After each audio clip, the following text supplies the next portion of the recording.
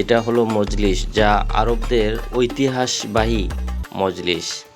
এখানে সাধারণ অতিথিদেরকে আহ্বান করা হয়। আপনাদেরকে নিয়ে যাচ্ছি আরবের বাড়ির ভিতরে থাক। প্রিয় বন্ধুরা, সবাই কেমন আছেন?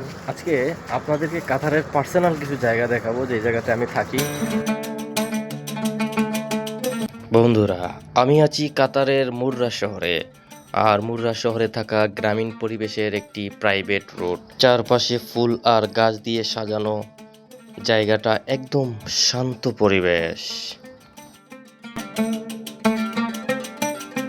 মুররার রাস্তার পাশে ছোট্ট ছোট্ট অনেক দোকানপাট আছে, যেখানে দৈনন্দিন সব জিনিসপত্র পাওয়া যায়। এলাকার মানুষের জন্য খুবই সুবিধাজনক। বন্ধুগণ, আমার সামনে থাকা বিল্ডিংগুলি যে আপনারা দেখতে পাচ্ছেন, এগুলি সাধারণ বিল্ডিং নয়। এটা হলো মজলিস, যা আরবদের ঐতিহাসবাহী মজলিস। এখানে সাধারণ অতিথিদেরকে আহ্বান করা হয়, একদম বাসার স্টাইলেই আহ্বান করা হয়, যা খুবই ইউনিক আর আরামদায়ক, যেটা আরবদের সংস্কৃতির একটা গুরুত্বপূর্ণ অংশ। এই কালো কাপড় দিয়ে ঢাকা এটাও একটি মজলিস। এর পাশে থাকা ছোট্ট আরেকটি মজলিস, একসাথে তিনটি মজলিস একই ফ্যামিলির। এই মজলিসগুলো একদম মেইন রোডের সাথে, যা তাদের এখানে আসা অতিথিদের জন্য খুবই সুবিধাজনক। বন্ধুগণ, এবার আমি আপনাদেরকে নিয়ে যাব এক আরবির বাড়ির ভিতরে, যেখানে আমি নিজেও থাকি।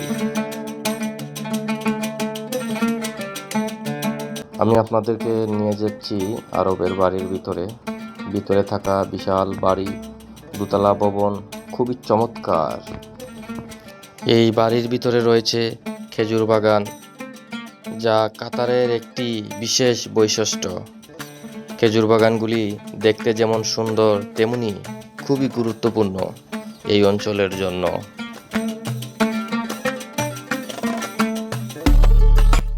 এই বাড়ির ভিতরে রয়েছে বিভিন্ন জাতের ফুল, যা আপনাকে মুগ্ধ করবে। সত্যি অসাধারণ। বাড়ির ভিতরে রয়েছে প্রাইভেট সুইমিং পুল, যা পরিবারের জন্য। আরবরা কতটা লাক্সারি লাইফ লিড করে, তা আপনি নিজ চোখে না দেখলে বিশ্বাস করতে পারবেন না। এছাড়াও বাড়ির ভিতরে রয়েছে নিজস্ব জিমের পাশে থাকা সুইমিং পুল। আপনি দেখেই বুঝতে পারছেন কতটা লাক্সারি লাইফ লিড করে আরবরা। বন্ধুগণ, আজ এই পর্যন্তই। দেখা হবে অন্য কোনো ভিডিওতে। ভিডিওটি যদি আপনাদের ভালো লাগে, লাইক কমেন্ট শেয়ার করবেন। অবশ্যই আমার চ্যানেলটি সাবস্ক্রাইব করবেন। দেখা হবে অন্য ভিডিওতে।